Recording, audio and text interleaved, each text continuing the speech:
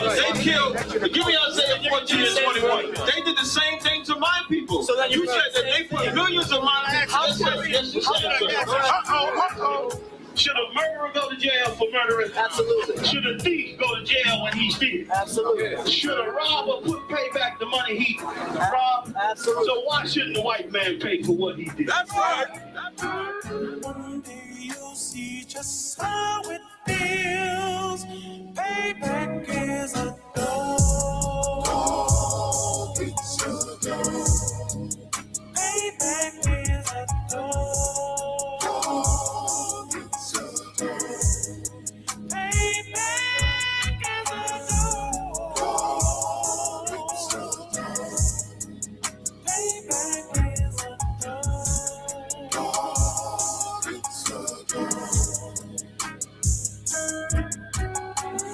I'm in a hell of a hole, was never expected to grow. Just obstacle set in the road, that a result of me selling my soul. The story I'm telling is cold, but yet it's what everyone knows. The white man's the devil is known. America was never our home. Only a place of captivity, safe facility, hating, disfigure me. They claim that I'm lazy, be killing me. Maybe this slavery draining my energy. 400 years and counting. The trail of my tears is countless. The fact that I'm here is astounding, but I can't wait till this shit is surrounded. Ready to tangle my king and the angel, be ready to rap. Crack in the sky, nuclear missiles are making it official. I'm capturing every cracker surviving. Put them all in chains where they need to be. Slavery for me. And let the whole world see that with them in the cage and safer in the streets. Put the dog on a leash. Get resolved for the beast. 144, get the ruler show, we could all be at peace. As soon as the trumpets are sound, your kingdom, we busting it down. The only way justice is found, the time for your judgment is now. You'll see just how it feels. Payback is a dog. It's a dog. Payback is a dog.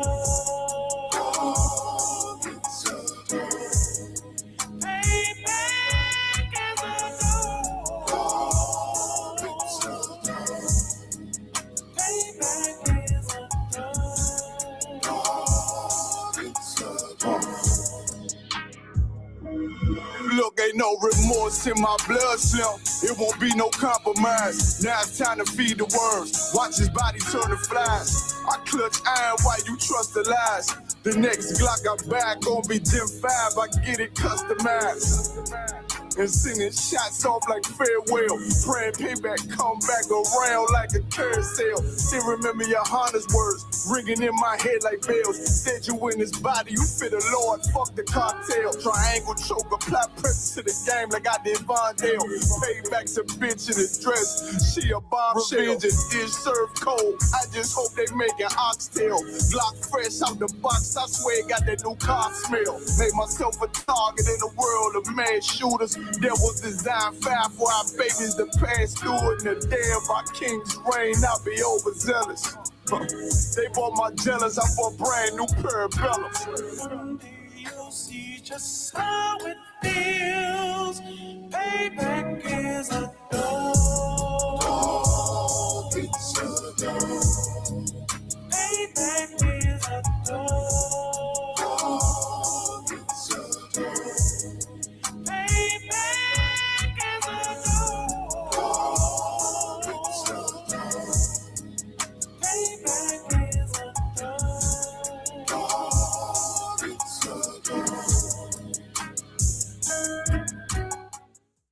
What's that song about gangsters moving all sneaky like? Real G's move in silence like lasagna. You wrote it. What? For real? Spin that. Now playing on Amazon Music. Real G's move in silence like lasagna.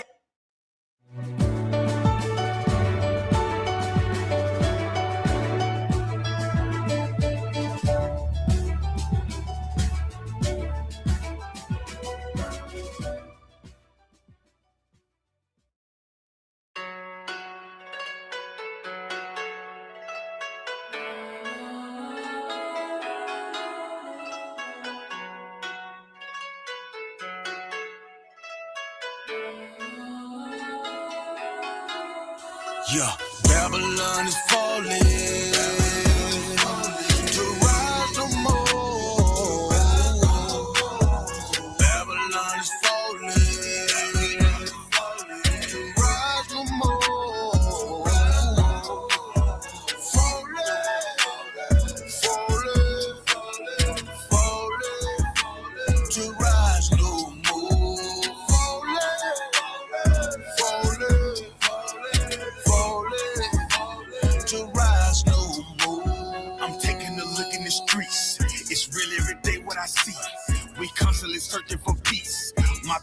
just wanna be free. We tired of the cell blocks and the bullshit. That lying nigga in the pulpit. Same shit, but a different day. I speak truth, they ain't come to play. You in the way, better move, nigga. That follow no way gon' be cool, nigga. Say you're gonna get that tool, nigga. Matter of fact, get you by two, nigga. You see the signs that's in front of you? That's in the rough from up under you. Shit is gonna fall, yeah, I promise you. Make up your mind what you gonna do. You heard it? Now listen. Your life, my business. You are my brother. We need each other. This truth, I live it. I will defend it. You are my brother. You are my brother. Yeah. Babylon is falling to rise no more. Babylon is falling to rise no more. Falling,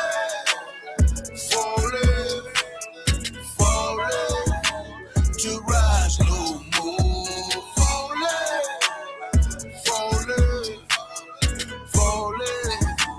to rise no more. Hey, my brother. Get your hands up, it's a war now. Take a good look at this world. It's time to go hard, don't be scared now. I know you're feeling the stress. Look on your face here, and I need some help. But we made it happen with less. You and my blood, I feel what you felt. Destruction in every corner. Every day I feel like a loner. Keeping the faith, that is my armor. This is a test, but nothing can harm you. Don't be scared of truth when you hear it. Don't compromise your spirit. Don't be trying to live like these white folks. Don't be trying to chill with these white folks. Brotherhood is a weapon, and that's the shit that I stand for. If you keep the law and live it, now you a nigga I'll stand for. Got no time for that fake shit. That shit I can't stand, bro. Still believe in that flag. So what the hell do you stand for? Yeah. Babylon is falling to rise no more. Babylon is falling to rise no more.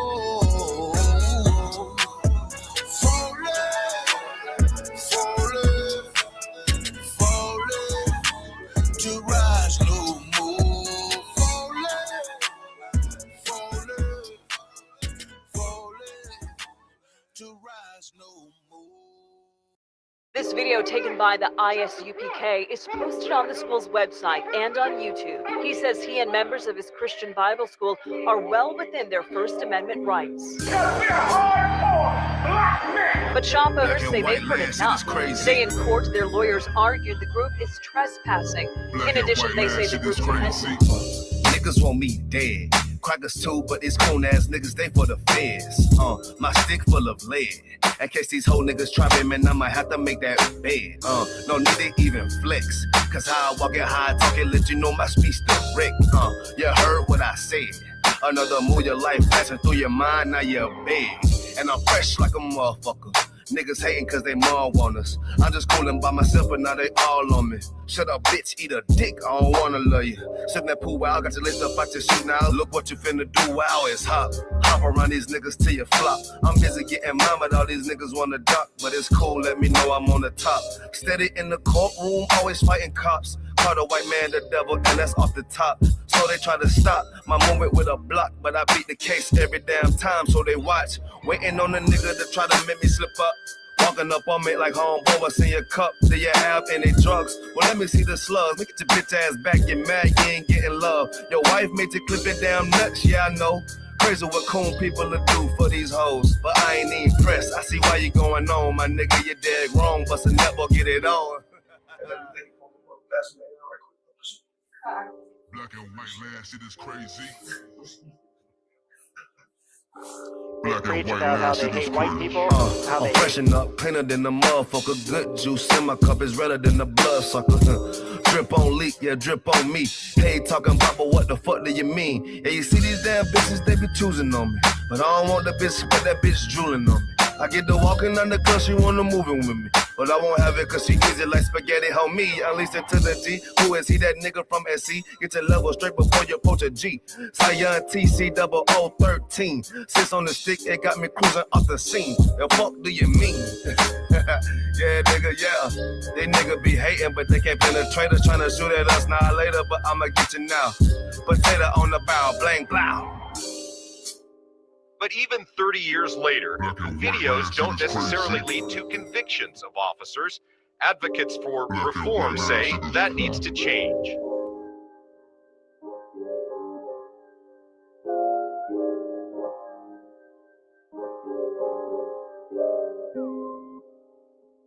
Shaw, that's it. Shaw, man, you know what I'm saying? Realest nigga out there, man. Nigga turned up, feel me? Nigga turned the city up, fucking with his music. We out of puzzle right now. Where we at, though? Where we at? Greenville, South Carolina, man. Where we at? Shout out Shaw, man. It's turned up, man. Damn right. Give me that. Right. Hold on to your hats, folks. Training for World Cup in North America has begun. And you would not believe what these guys are up to.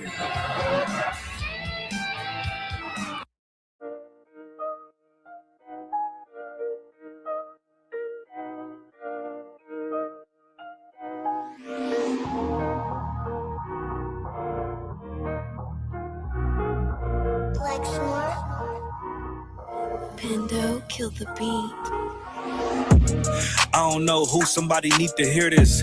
Y'all speak Hebrew, that's Yiddish. How the fuck you try to label us anti-Semitic? We the Israelites, blacks, native Hispanics.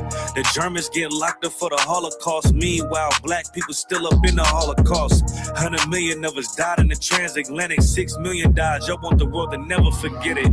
You can never be a Jew. You a Ashkenaz. This ain't a star dum-dum. A gun that would die. Yeah, Yeezy told the truth and got ostracized. Not one person in the Bible had on a yarmulke. We were slaves in America like we was in Egypt. Y'all don't even fit the curses in the Torah neither. Y'all was blind to the truth. I had to make it clear. How Jerusalem, your land, your people came from Europe.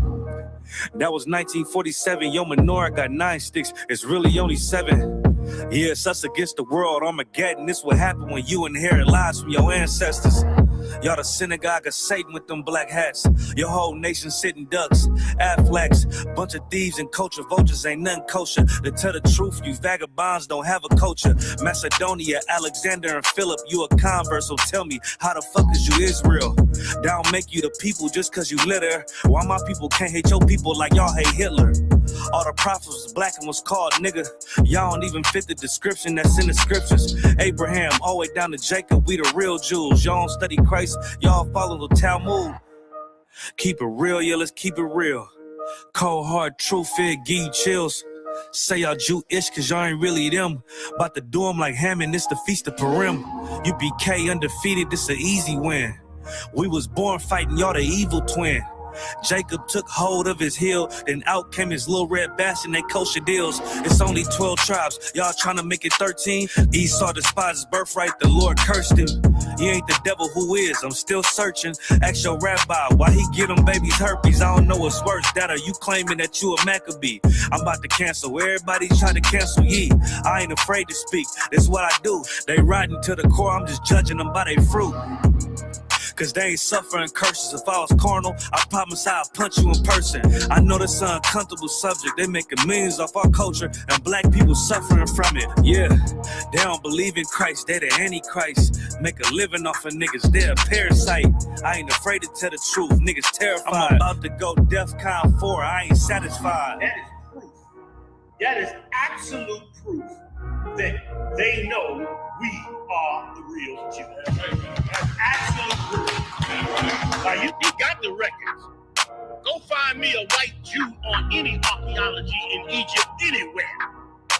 You will never find a piece of archaeology with white people as slaves in Egypt. So don't tell me that they were slaves and it's their identity, and they know it. And another blasphemy of them, which they are Jews. The Lord knows the blasphemy of you so-called white people that say you are Jews and you are not Jews. You are not the people of the law. You are not God's chosen people. God's chosen people are living in the ghettos of America. God's chosen people are in poverty and depression in the streets of America. God's chosen people are walking around in America with no identity. That's where God's chosen people are. That's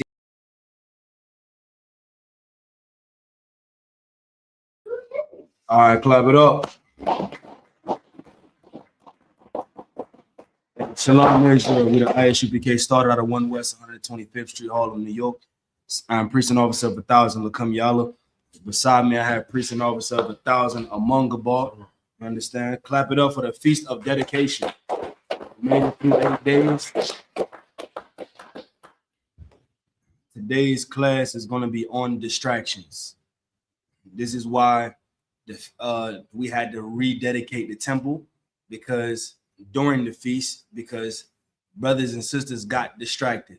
They started following things that they should not follow, started doing things they should not do. Since 1969, the ISUPK and the Commanding General Yohana has been teaching Blacks, Hispanics, and Native Indians who you are, according to the Bible, according to history, according to archaeology. You are the 12 lost tribes of the children of Israel. Right. You belong to the Lord. You was bought with a price. Since 1969, we've been telling Blacks, Hispanics, and Native Indians who our oppressor is. With this monster that's had his foot on our neck for the last 400 plus years, he's always found a way to have his foot on our neck. He's always found a way to try to be over top of us. He's always had a bloodlust for us. This man is none other than Esau. You understand? It's our oppressor today. Who you see is your boss on your job. You understand? It's the one that rules over top of America, over top of the world. His name is Esau, who is the devil that the Bible speak of. Since 1969, we've been teaching Blacks, Hispanics, and Native Indians that it's time to separate from these monsters. It's time to separate your mind from this empire. It's time to separate your ways from America so that you can come back to who you really are and be presented to the Lord, a holy nation. Holy just means to be separated from everybody else. If I could somebody get the book of John, chapter 8, verse 32. It's like it, sir. If you have anything, you can chime in at any time. I appreciate it. Somebody else get Zephaniah chapter 2, verse 1. Read it whenever you got it. Come on. John chapter 8, verse 32. Come on with it. And ye shall know the truth. And ye shall what? Know the truth. Come on. And the truth shall make you free. This is one of my favorite scriptures in the Bible. Here's why it's one of my favorite scriptures. Because for over 400 years as a nation, we've been lied to. We've been duped for over 400 years. None of us in this room knew about the Feast of Dedication before the truth. Before we came into the school, probably none of us knew about it. I mean, I think most people have heard about Hanukkah, right? But like the actual Feast of Dedication, no. And what it stands for. Right. We grew up in Christianity, loving our oppressor. We grew up celebrating Christmas. I had someone on my slave ask me today, "You going Christmas shopping?" Absolutely not. Absolutely not. You say you don't celebrate Christmas? Absolutely not. My culture is much more rich than Christmas, right, or birthdays. Right. You understand? Like, this is stuff that when we find this stuff out, we're appalled that we don't celebrate this stuff. Mm-hmm. But when you truly understand the nature of these things, then the truth has no choice but to make you free from the lies of Christianity, from the lies of Pan-Africanism, from the lies of all the false religions. Once you know the truth, then you'll be free from it all. Go ahead and read. It's like, before we read that, if I may too, just one confusing part that I see with it is they all know it's bullshit. Right. So it's like they all know it's false, it's fabricated, it's synthetic, it's not an actual, it's a celebration, but everybody acknowledges that it has pagan roots. But then they get so offended. That's right. When you don't honor that system too. It's got nothing to do, they know it's got nothing to do with them or their culture, except for what's been established here in America. But they get offended when you're not, if you don't say happy holidays in return. Right. If it's a work office birthday party and you're the only one not eating cake, right, people start looking at you weird and take it to heart, like you some kind of monster for not eating cake. It's weird how people take it so personal. It's got nothing to do with them, but the whole world is just wrapped up around it. You gotta stand under the mistletoe with your work cousin. Hey, man, yeah. Hoping the real husband don't come in. Right. Diabolical. It's like you just want one. The scripture say, "Ye shall know the truth." Go ahead and read. Come on. Verse 32. And ye shall know the truth. Come on. And the truth shall make you free. Listen, the truth will make you free. Once you know that you're an Israelite according to the Bible, and knowing that you're an Israelite comes with a standard. Just because you know you're an Israelite don't mean, okay, I know I'm an Israelite, I can do what I want to do. It don't work like that. Right. What they say, when you know better, you do better. Right. With being an Israelite comes laws. It comes a culture that you have to live by. How do you think the Jewish man ruled the earth? How do you think they own the Diamond District? How do you think they got everything they got? They got it through reading our records and holding to it like it's theirs. That's how they got it. Now, mind you, they're still doing evil things on top of that, like having gay parades. You understand? But the moral of it is they follow what we're supposed to follow as far as knowing who we are and staying separate from everybody else. Like the so-called Jewish people, they don't put their minds inside of America like that. They force everybody to send to them. They force everybody to love them and to honor them. We don't have to force nobody to love us. Right. We just have to love us. Right. We just have to love and respect one another and move accordingly, and while taking our mind out of America. I heard General Muhammad say this one time. He said, you know that who God wants you to be, exactly who he created you to be. He didn't create us to be American. The Lord didn't create us to be African American, Mexican American, Puerto Rican American, Jamaican American. He didn't create us to be none of those things. He created us to be Israel. Before America existed, Israel was a thing. You was a people. We had our own land. We had our own culture. We had our own tongue. The Lord created us to be us. You have anything, sir? Nah, you on the roll. Let's get Zephaniah chapter 2 and verse 1. This is the book of Zephaniah, chapter 2, verse 1. Come on with it. Gather yourselves. Yea, gather, O nation. Read that from the top.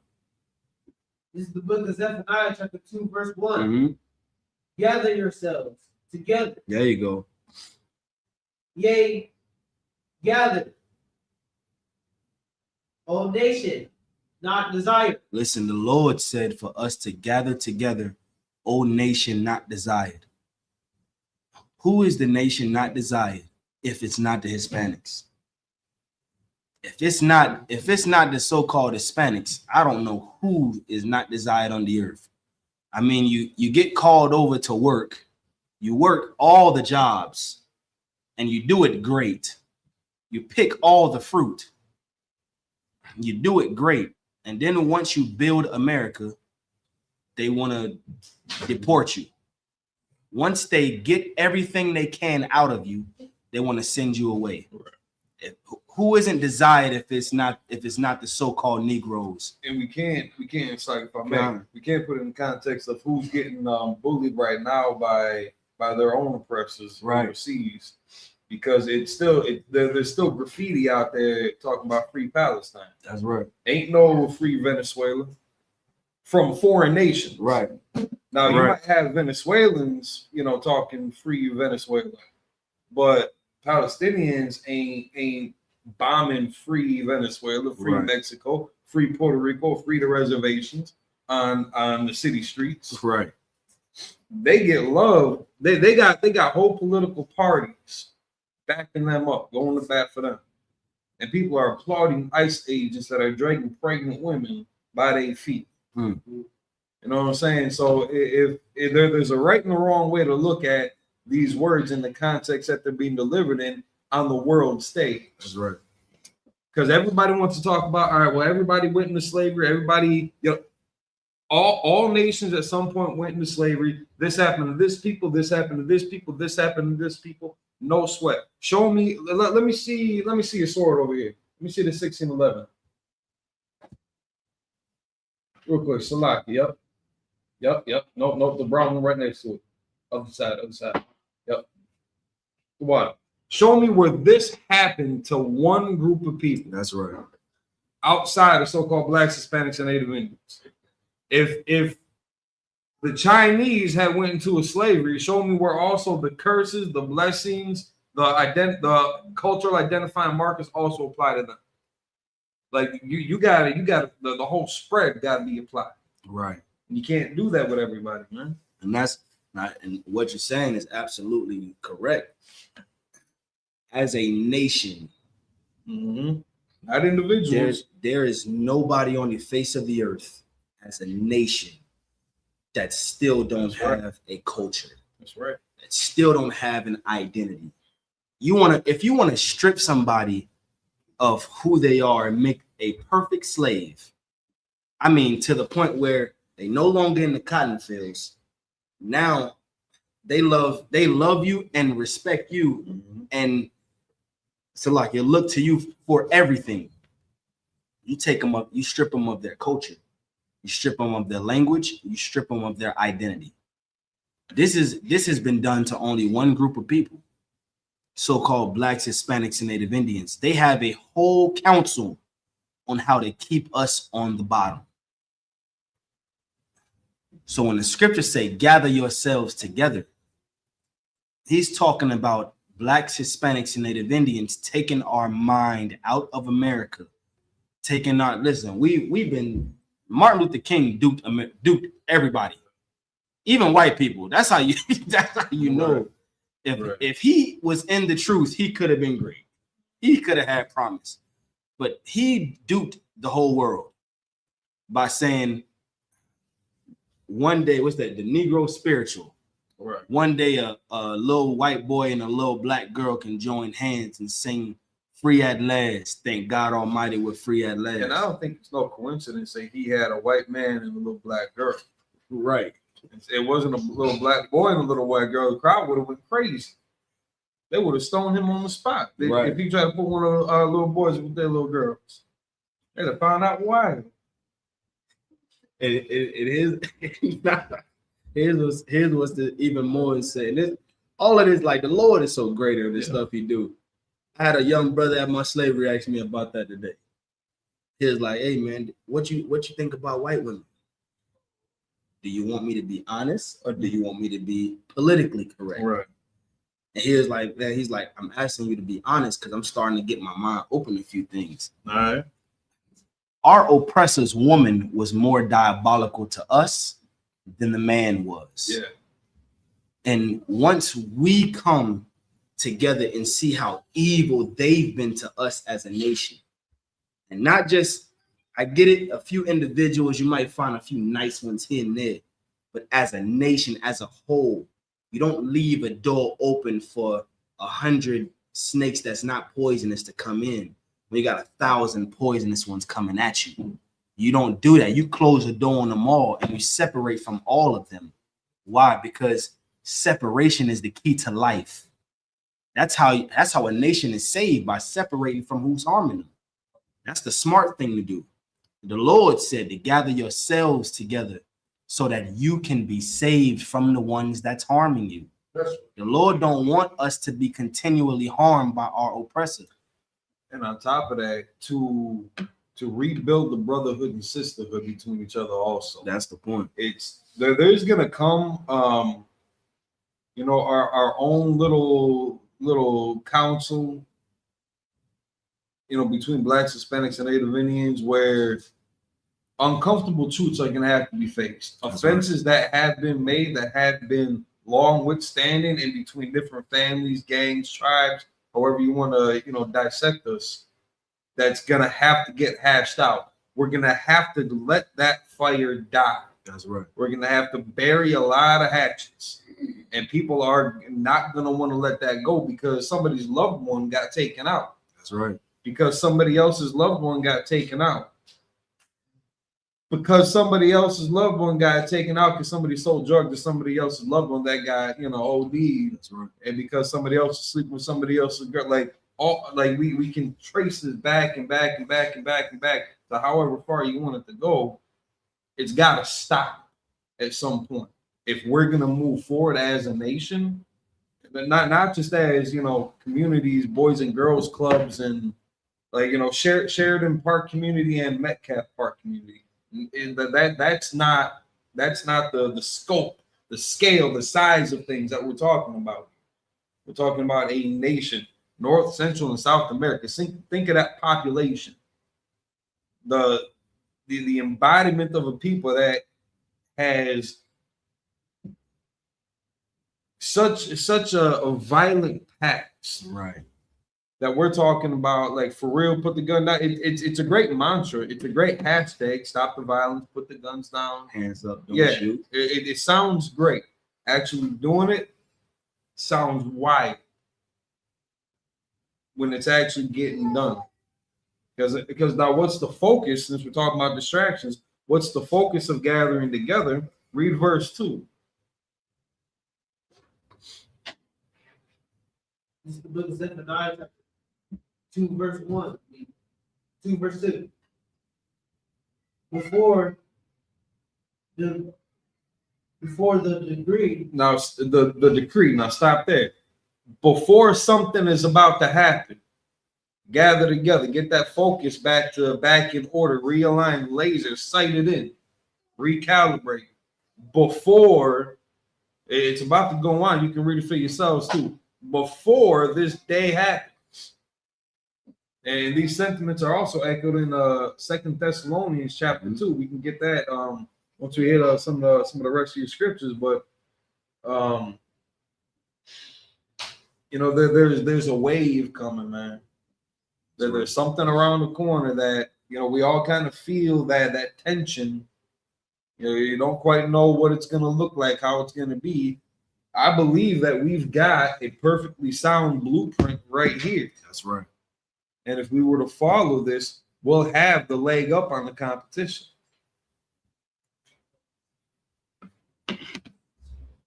Keep reading on that.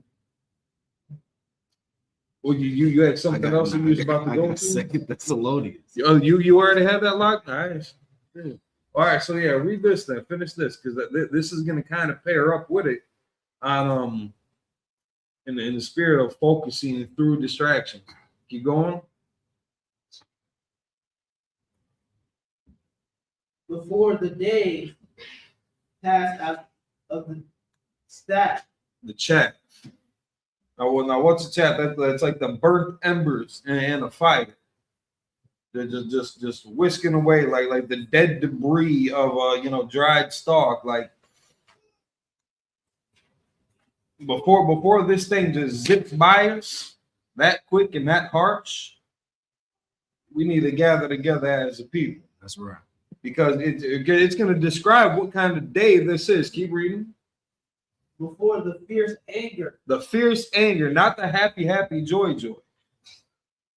Not the kumbaya. That's not what we're waiting for. That's right. That's going to be an end result of the fierce anger when we actually have a minute to, after the dust settles, we get a minute to breathe. And then we can really kind of focus on the restructuring of this whole thing. But we need to start this fire now. Right. We need to get involved with each other's lives. It can't continuously be, stepping over dead bodies because it's none of our business. That's right. That's right. Walking over, brothers and sisters that are overdosing on the city streets, on the buses, because it's none of our business. Letting everybody's children just run amok, beating up mothers.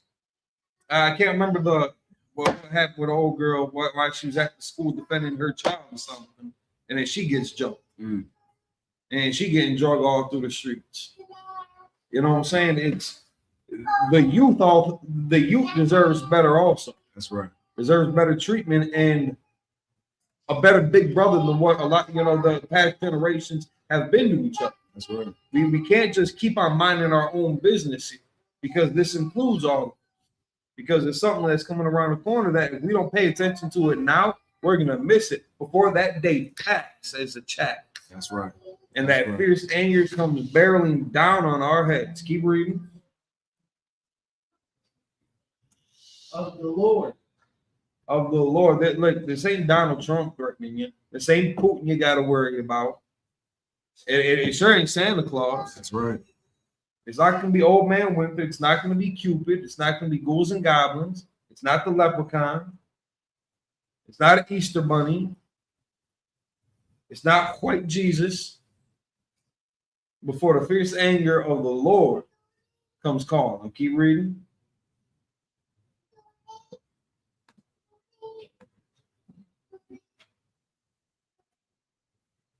Upon you before the day of the Lord's anger come upon you. Listen, he got right to be angry with us. That's right. But again, we've got a prescription to the sickness and a regimen on how to quell that anger, on how to rebuild our reputation in the Most High's eyes. That's right. And rededicate our oath. That's right. And that's in the spirit of what the rededication to the temple was, something that was broken, that needed to be rebuilt. That zeal, that fire needed to get relit. This is all about Salak. You too wild. If we could get 2 Thessalonians 2. That's what you were saying actually literally flowed right into it. Man. Go ahead and read. This book of 2 Thessalonians, chapter 2, verse 1. Come on. Now we beseech you, brethren, by the coming of our Lord Yahushua. This is Paul talking to the school in Thessalonians. You understand? Go ahead and read. And by our gathering together unto him. Come on. Verse 2. That ye be not soon shaken in mind. Don't be soon shaken in the mind. You start to see these things happen on the earth. Don't be soon shaken. When we say things like World War III is here, we say things like soon missiles are going to start coming to America. Right. Don't be shaken in the mind. You see, and this is hard for our Hispanic brothers right now because they're shaking in the mind because of what? ICE. But we're telling you, don't be shaken in the mind. Why? Because our King is coming to free us from all the nonsense, from being a prey to everybody. Paul said, don't be soon shaken in the mind. Go ahead. Or be troubled. Or be what? Troubled. Come on. Neither by spirit. Don't let your spirit be troubled either. Go ahead and read. Nor by word. Come on. Nor by letter. From us. Nor by what? Letter from us. So when you hear priests and prophets say certain things, don't let it bring fear to your heart. Let it motivate you to do what's right before the Lord's eyes. Don't allow that fear to drive you to be like, all right, well, I got to do this because he said this is going to happen real soon. So, and I really want to get this done. Let it motivate you to be the most upstanding brother, the most upstanding sister that you absolutely can be for the Lord. Go ahead and read. As that the day of Christ is at hand. As that what? The day of Christ is at hand. We don't have much longer. That day of the Lord is surely at hand. If you're not following the news around the world, it's what they say when you hear of peace, war cometh soon after. And Commander General Yohana said it. He's like whenever everything happened about 6 months ago, there was bombings going back and forth. I believe Iran got bombed or something like that. He said it was gonna die down.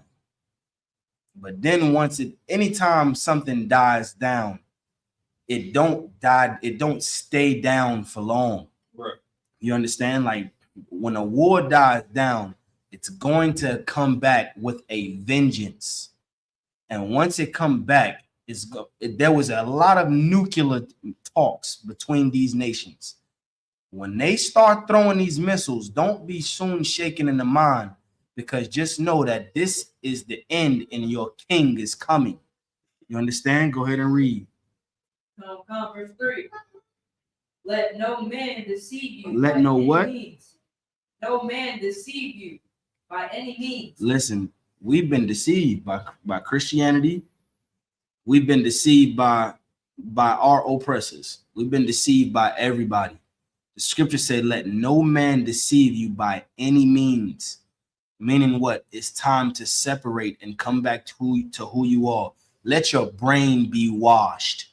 Scripture say, in Romans chapter 12, verse 2, it said, give me 1 second.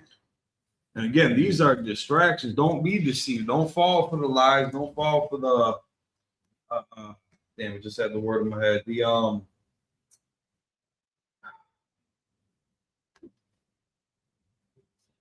damn, what's the word? Hate it when that happens.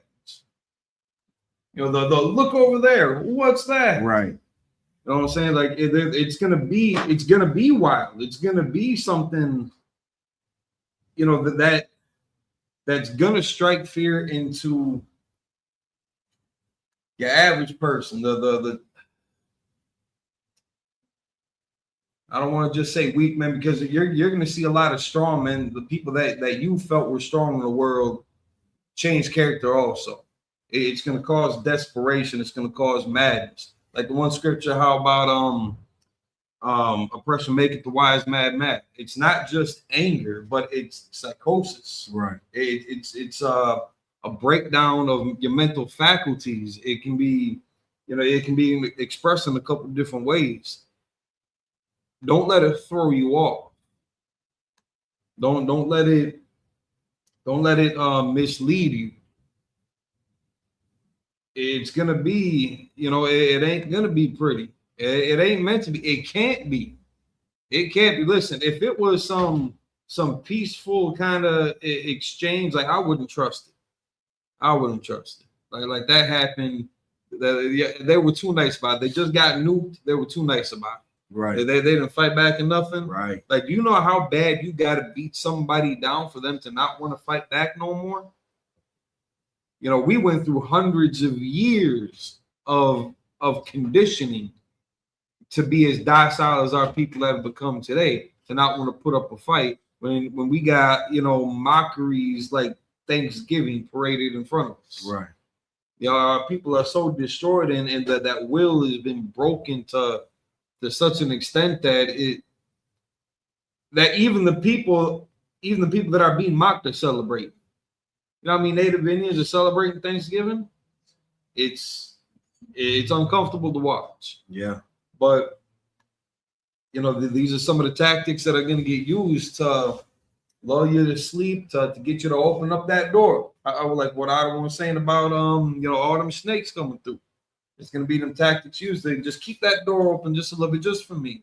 Just for me. I'm a nice guy. You know me. Yeah. You know, we work together, went to school together. Our kids play together. You know me. I'm a good guy. And I'm using that as an analogy on you know, kind of world stage levels. We can't let these other people that are also going through some craziness be a distraction for us to lend our resources, lend our energy, lend our manpower, lend our men, women, and children to their army to fight in their wars again. When we've got something that's coming around the corner that directly involves us and requires our attention, our full attention. Don't be deceived, man. Don't get distracted. And here's the thing: if you want to find the most patriotic people on the earth, right, for America, that's Blacks, Hispanics, and Native Indians. We're the only ones that die in their wars. Come back. We serve them with everything we have. Come back from war only to receive nothing. This is why the scriptures say in Romans chapter 12 to not be conformed to this world, but you have to be transformed by the renewing of your mind. If you want everybody, like people in the world will always say things. When you come into the truth, they'll say, oh, you're brainwashed. You got them. You just do what you're told. Absolutely. I'm brainwashed. I do what I'm told to do because I'm not lawless. The problem with the rest of the world is they're lawless. Right. And they want you to be lawless because that's how you can stay on the bottom, by being a lawless nation. It's time for our brains to be cleansed. It's time for our brains to be washed and not be lawless no more, but be a nation that's keeping the laws of the Lord. You understand?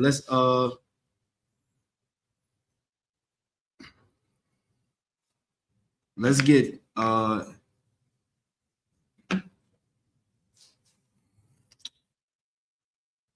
Ecclesiasticus chapter 2 and verse 5.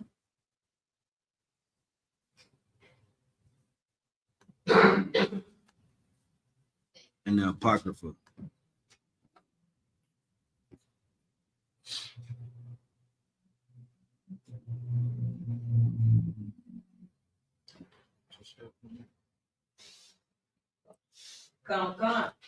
Kananya, if you could get First Maccabees, it's like get Second Maccabees chapter 7. And real quick before you read that, to the point that you was just saying about how following rules. It's not blindly. Like we got I know everybody's story is gonna be a little bit different in the UPK, but there's a lot of kind of shared elements, right? Kind of shared themes, how everybody kind of came into this.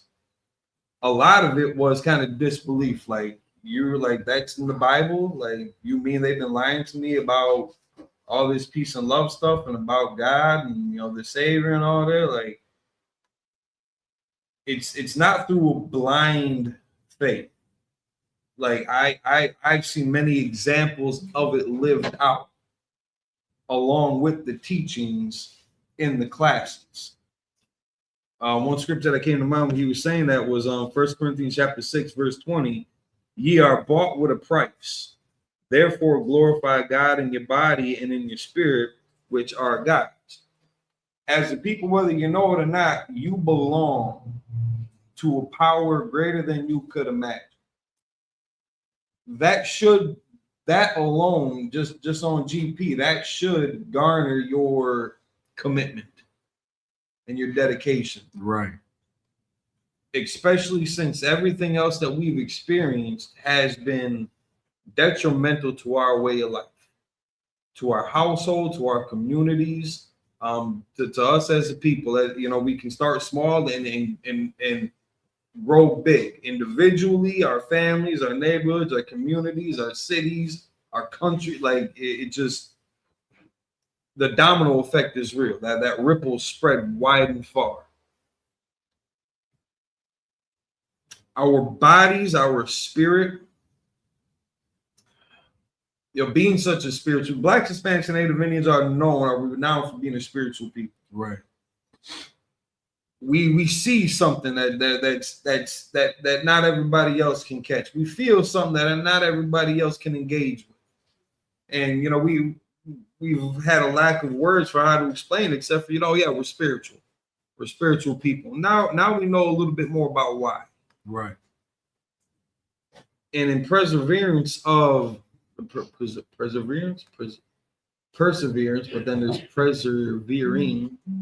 In the spirit of preserving, maybe we'll just take that route. In the spirit of preserving that connection that we feel with something otherworldly in a different realm, in a different dimension, on a different plane of reality than everybody else can communicate with and be affected by.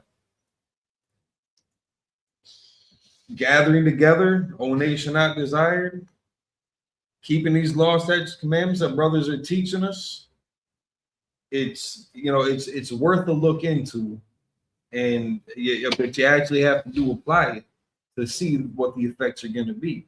That's right. You can't just drop a couple dollars in the collection plate and and snack on some communion crackers and that wine, thinking that's the playbook here. Just because that's been a practice that we've been given. Like if you actually open this book up, you actually go into classes, you actually take the counsel, follow the orders. That's right. You'll see a tangible change in your life.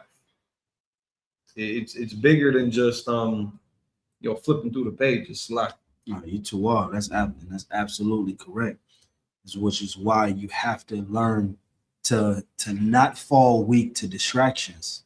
It's so important to keep your mind locked in to what you should keep. It's easy to be distracted. Yeah. It's very easy to be distracted by any and everything, just on your phone. Yeah. You know, you're supposed to be doing something, you decide to play the game for a little bit.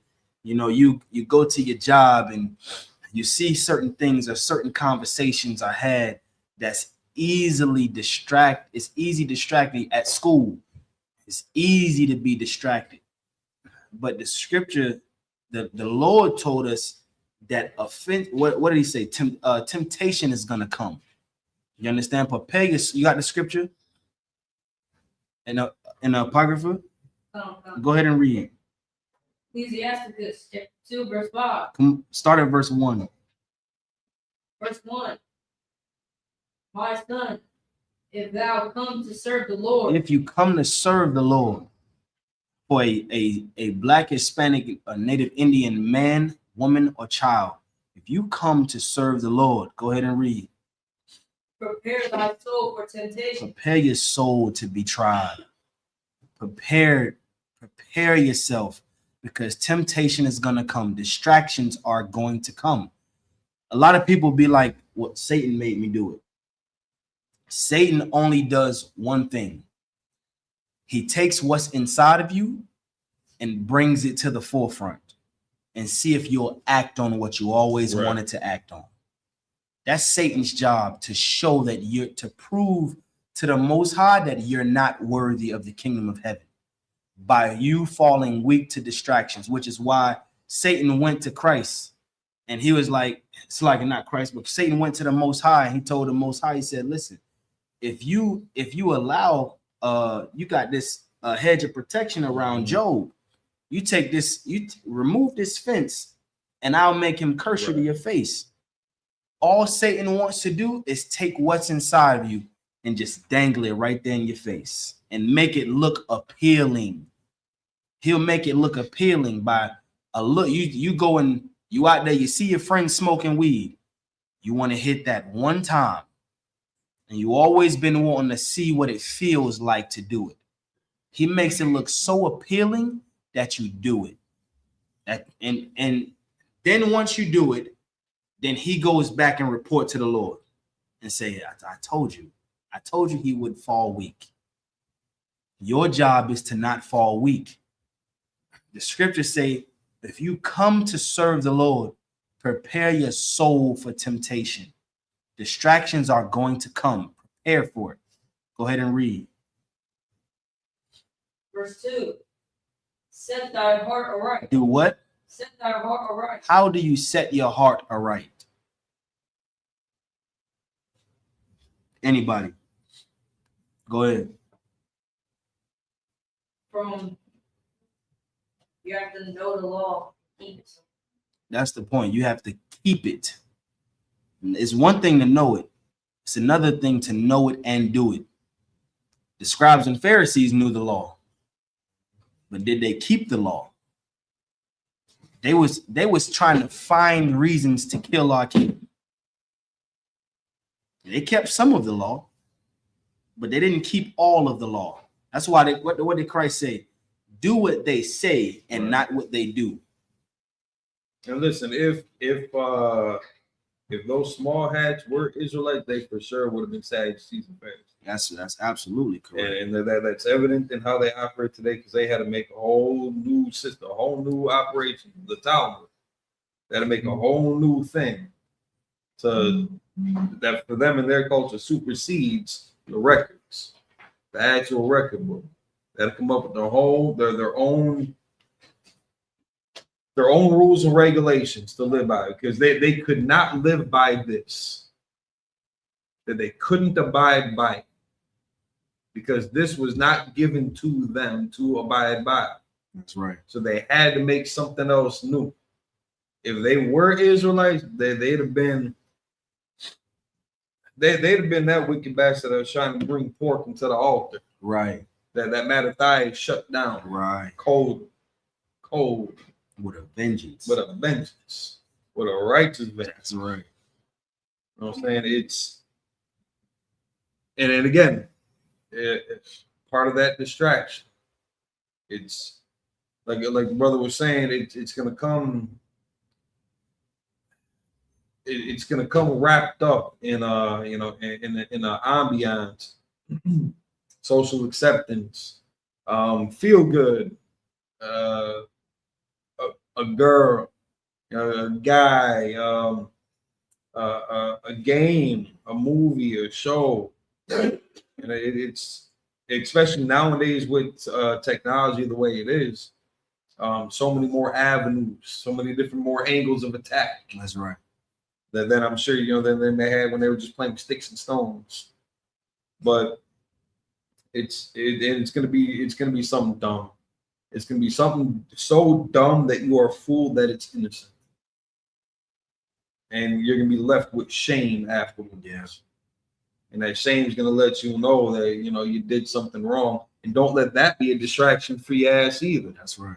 So like to the men above me for the language. Don't let that shame be a distraction for you either, to keep on shaming yourself.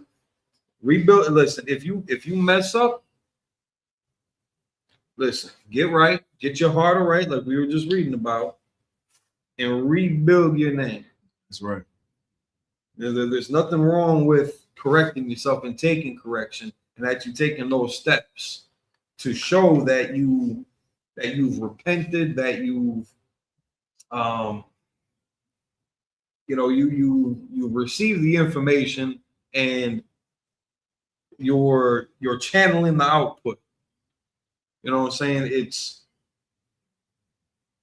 you can't even let you messing up deter you. Just fix it, get right, keep moving forward. And that's rebuilding your temple. Is that what we celebrate the Feast of Dedication for? When the temple was rebuilt and rededicated back to the Lord, after it was broken, shamed. Come on, yeah. That's how when you stain yourself, and then you set yourself back. What David said after he did a heinous act, he told the Lord, he said, "Create me a clean heart and renew a right spirit in me." David took that temple of his body after it was broken down by the Lord, and he rebuilt it to where the Lord was like, "That's a man after my own heart." Mm-hmm. This is what we have to do. We've lived a life of being a scumbag. We've lived a life of being absolutely diabolical to the Lord. And everybody else letting us get away with it. You're only human. Right. You live once. YOLO.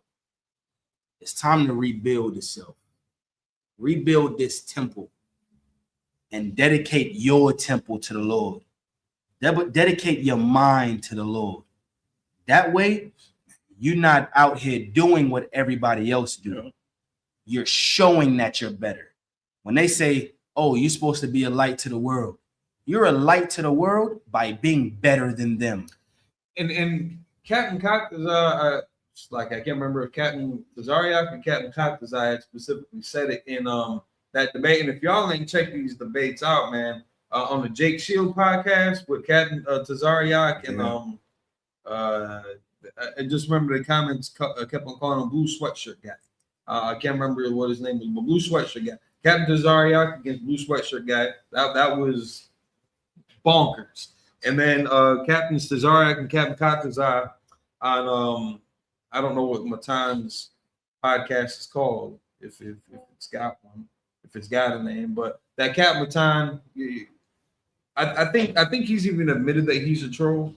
But he presented a very entertaining segment between the captains and the little father-son duo.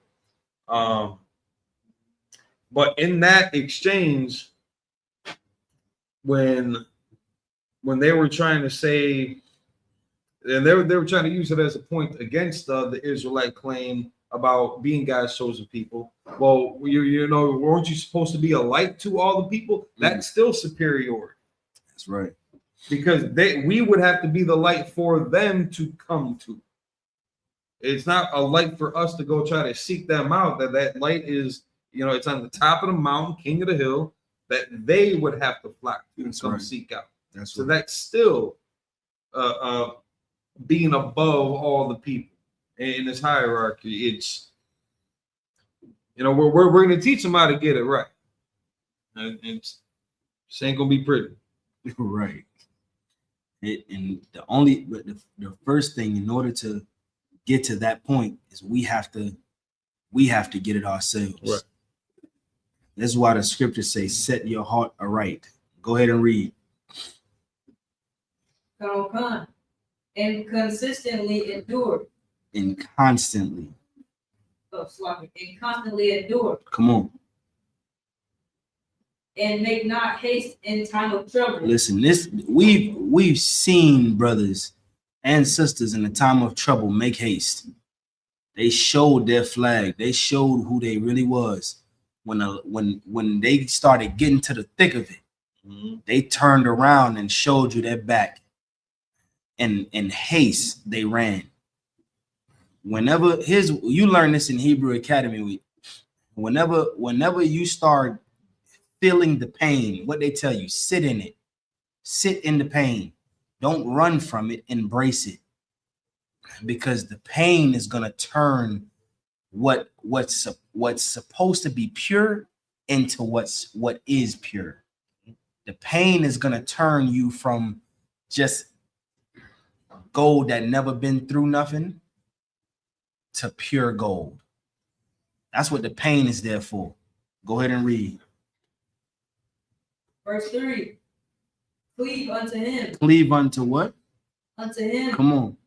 And depart not away, that thou mayest be increased at thy last end. Listen, when persecution comes and you're tried, cleave unto the Lord. Don't cleave unto your distractions. Cleave unto these records, man. Cleave to the men above you.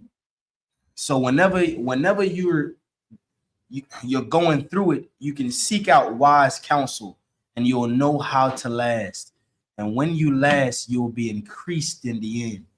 How are you going to be increased? When Christ sit crowns on every one of our heads, most high willing, you understand? And he say, listen, you've been faithful over a few things. Now you can reign over many. This is how we're increased at the end. Go ahead and read. Verse 4. Whatsoever is brought upon thee, take cheerfully. Read that again. Whatsoever is brought upon thee, take cheerfully. Come on. And be patient when thou art changed to a low estate. This is what we have to do right now. We've been changed to a low estate. We're the bottom of the food chain right now. So-called blacks, Hispanics, Native Indians. Now we have to be patient and wait for our king. Read on. Verse 5. For gold is tried in fire. For what? For gold is tried in fire. Come on. And acceptable men in the furnace of adversity. Kananya, you got that in 2 Maccabees? Count out on concept. Come on with it. This is the book of 2 Maccabees. If you could turn that microphone up and read with authority, if you could. Count out on one con. This is There the we go. book of 2 Maccabees, chapter 7, verse 1. Come on. It came to pass. Also, the 7 brethren with their mother were taken and compelled by the king against the law to taste swine's flesh. To do what? To taste swine's flesh. Didn't this happen in the Feast of Dedication, which is why Mattathias had to bring swift destruction to somebody because of swine? And again, and that sounds like such a such an innocent thing, dog. It's just a hot dog. It's just pork. It's just a pork chop, pulled pork sandwich. It's not, you know. How can that be? How can that be the straw that breaks the camel's back between you and God? How can something like that be the mechanism to throw you off course in such a way that life and death are now in the balance? Right. It's just an animal, right? But this, again, historically, this animal specifically has been used against our people and the barbecues. Yeah. We see it all throughout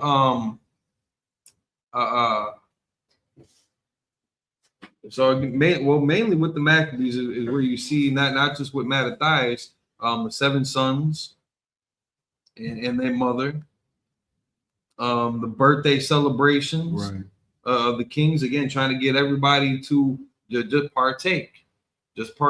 And one of the main features of the abomination that they would try to bring into the temple was that pig flesh. Why like that should signify why this is such a spiritual battle, because they were using it against us then, and now it's so abundant and in everybody's kitchen now. Right. And again, you don't think too much of it. It's like that Trojan horse. They've lulled you to sleep with it, and now it's become just so acceptable and second nature. How can it be bad? Everybody loves it. Yeah. It's so easy to access, and it's so much cheaper. And America is so diabolical. When you decide not to eat pork no more, now you have to read the ingredients of things that you're eating, because they put pork inside the small the things that you don't think that there's pork in it.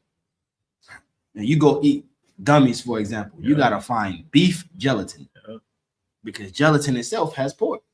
Didn't know that when I first came into the school. But whenever you find, when you know better, you do better. When you find out that pork is absolutely a sin and a heinous act to do, what do? You stay away from it. There's no coincidence that our oppressors has a long history with us and pork. These brothers and their mother was tested by a distraction. We're about to see and read how they overcame the distraction, what they had to offer up in order to win life, what they had to offer up. Come on with it. And were tormented with scourges and whips. And was tormented with what? With scourges and whips. They was compelled by the king to eat swine's flesh, to go against the law of the Lord. And while they was being compelled by the king, they was tormented with scourges and with whips. Come on with it. All over swine. All right? Come on with it. Verse 2. But one of them that spake first said thus, what wouldest thou ask of learn of us? He said, the first one spoke up and said, what do you want to learn, or what do you want to know about us? What do you have any questions? Go ahead. We are ready to die. Read that again. We are ready to die. How many people are ready to give their life for the laws of the Lord? You say it, thou sayest, but there's going to come a day, mark my words, there's going to come a day where we're going to be tested, to where it's going to be us and our versus to our life, and our life is gonna depend on what we say. You gonna follow the Lord? You gonna follow your culture, or you gonna do this and go against your laws and die? And it's gonna be up to the Lord to spare us in that moment. These times are coming. Just listen. What they say, history repeat itself, right? Everything that happened on the earth recycles. The earth recycles. Even just like we recycle, everything recycles on the earth. Wickedness recycles. And it's going to keep recycling until Christ returns. Then wickedness is going to be gone because we're going to get wickedness out of the earth. But there's going to come a day where people that think that they would absolutely die for the Lord are going to be tested. And then in that day, the Lord's going to know who's a coward and who's not. Right. You understand? Go ahead and read. Khan, we are ready to die. Come on. Rather than to transgress the laws of our fathers. Now, mind you, this is all over pork. That's all this is about. It's all over pork. Mattathias saw people bringing, they brought swine into the temple. And he was inflamed. Listen, I'm on the way home from the slavery. I'm talking to my rib. And I'm sitting there like, yo, we was some evil niggas. Our people was evil. You bring one of the most, you bring something that the Lord said to not eat or touch, and you bring it into the temple of the Lord, and you defile the whole temple. Listen, Mattathias was inflamed. He got so pissed off that he went over there and unalived the people that did it. And he absolutely went to war. Him and his sons went to war for the sake of the Lord. Now you have a mother and her 7 sons dealing with the same thing that evil monster brought into the temple. And this one said, we're ready to die. They're not buckling under pressure. They're serving the Lord even unto death. Go ahead and read. Khan, verse 3. Then the king being enraged. The king being what? Being enraged. Come on. Commanded pains and cauldrons to be made what? To be made what? What? That's to be made hot. Oh, Salaki, it's an old English back here, Salaki. I understand. So the king heard what he had to say, and he was like, listen, get those pans, man. Get those cauldrons and make it hot. Like, put fire underneath it and just let it sit there under fire. This is the torture that our brothers went through, standing for the word of the Lord, standing for the laws of the Lord. You understand? Read on. Khan. Which forthwith being heated, he commanded to cut out the tongue of him that spake first. He commanded them to do what? To cut out the tongue of him that spake first. Because he said something, and he not only did he just speak, but he said something that ignited something in the rest of his brothers too. He's like, hey man, listen, we ain't going out like that. We're gonna obey the laws of the Lord. We're not gonna dishonor our forefathers. And because he spoke first, the king commanded that his tongue be cut off. Go ahead and read. Khan. And to cut off the utmost parts of his body. And to do what? And to cut off the utmost parts of his body. Meaning what? He was started to be dismembered. His arms was cut off. His legs cut off.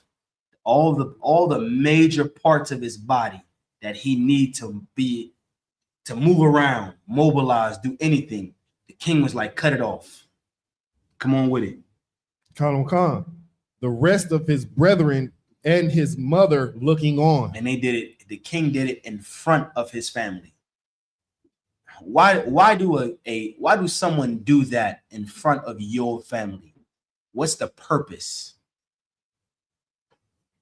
Go ahead.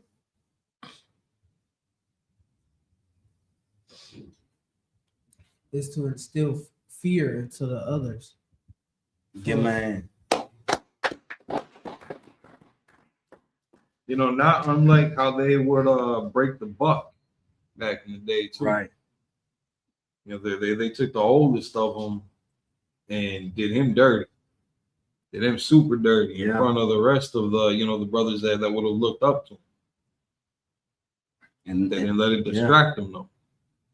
And to that, you got back and what at the beginning of the slavery, not just the beginning of slavery, but throughout while we was in the field, they took the strongest of us. No. Did this. What do you think the Levi pants? You look at the back of the Levi pants, you see two horses facing two different ways, and then jeans in the middle. Those jeans represent a black man. So like it, and those two horses was absolutely commanded by our oppressor to run away from each other, dismembering the black man. You understand? Our arms and our legs are ripped apart by horses. The king did the same thing, except he didn't use horses. He used a sword. And he dismembered this brother in front of his brothers and his mother to instill fear into them. So that in his mind, he's thinking, all right, if they see what I'm doing to him, then maybe they might eat the swine. Right. Maybe the mother might do what all women do in time of distress, and seeing their son and not wanting the rest of her children to be unalived the same way. Maybe the mother might be like, hey, please eat the pork. I don't want to see no more of my kids be unalive. Just eat the pork one time. We'll repent. We'll go back home and say sorry to the Lord. This is what the king's hoping in his mind, that one of them will eat the pork. Go ahead and read. Khan, this is the book of 2 Maccabees, chapter 7, verse 5. Now, when he was thus maimed in all his members, he commanded him, being yet alive, to be brought to the fire. To be what? He commanded him, being yet alive, to be brought to the fire. Listen, once the king saw that his arms and his legs was cut off, his tongue was cut out his mouth, and he saw him still alive, he was like, bring him to the fire. Come on with it. Come. And to be fried in the pan. And to be what? And to be fried in the pan. This is why the pan was made hot. The pan was made hot so he could fry a black man in it. All for standing up for the Lord, for standing up for the laws. Read on. Come. And as the vapor of the pan was for a good space dispersed, they exhorted one another with the mother to die manfully. To die how? To die manfully. This is what the mother is saying to her sons, and what the other brothers is saying to one another. They say, hey, die, man, take your death like a man. Take it like a man. We're not going to, we seeing him doing this, we're going to all go the same way. And we're going to do it with honor. So think about this: when you decide to eat pork, you don't have no love for your people. Here we're reading about all four parents being put to death over one little, what you would say something small. Right. You would say it's something small. Like you said earlier, it's just a pork chop. Mm-hmm. It's just some ribs. It's a slab of ribs. They got like they don't have beef ribs. Right. Just a slab of ribs. It's just some good meat with barbecue on it. I mean, what's the harm in that? The harm in it is you don't even have honor, not just to the Lord, but to your family. Like you don't, if you don't do something because you believe it, do it, at least do it to honor somebody else. Right. Like if you sit there and you say, all right, well, I'm a pothead. You don't smoke weed. And you got some brothers that's like that. You don't smoke weed, I'm not gonna smoke around you. Well, I say, I'd rather you not smoke at all. But I appreciate the fact that you honoring me enough to not smoke around me. You want to have a drink instead? But here we are. Won't as a people won't give up pork. And then the concept of that, of it's just a hot dog, it's just a pork loin, it's just football, it's just a joint, right? It's not porn, it's just OnlyFans. It's just a crack pipe, right? Like it's just prostitution, right? It's just homicide. Like it turns. You end up opening that door just a bit wider for everything else that they want you to experience. That's right. And it's for a lot of us, Brakata Yahweh Shai for the younger brothers and sisters in this school for not having a lived experience of gang violence. That's right. Of opioid addictions, of domestic violence, of all these things that a lot of us have experienced from the world, things that we had gotten attached to. Right. It's changing your life for your culture, for our king, our God and our king. It doesn't just automatically wipe away the memories that you got of those fun and lively moments of getting high and running the streets and being promiscuous. And that temptation is so close to you because you've got that lived experience, you got the memory. You can walk out the door, you know where to find it. That's right. The corner store right next to us, they sell them back. Right there. In the vaults. Right, you know what I'm saying? They got pork all up and down them shelves. And it's I don't know, dude, Muslim or if he's East Indian, but definitely, yeah. I don't even think they really respect halal practices, but it's everywhere. A lot of these kids, they have no idea what the stuff is at all. What it feel like, what it tastes like, what it smell like, nothing. The dangers that come with it, the side effects, nothing. And it's a beautiful thing to watch them go through life that innocent, and that needs to be protected. And that should be protected across the board. Whether you're in this organization or not, whether you're in this body or not, we owe it to the children. I think every parent feels that same sentiment that they want their kids to grow up with a better life. That's right. And even in captivity, we can achieve it, but it's got to be done in such a certain way that's gonna have results for our people long term. That's right. And I don't see that in the city council meeting. I don't think we're gonna get that, by chopping up with the aldermen and trying to convince the governor that this is what we should do. That they're already so steeped into the political, side of things. I doubt that most of them are going to be willing to risk their careers and their status and their position and the power that comes with it, because we say thus saith the Lord, because they can go to church and they can hear somebody else say thus saith the Lord, but they still get to eat pork. Right. It's it's a hard fought battle. It ain't gonna be an easy one. So like the brother was saying with the prepare your soul for temptation.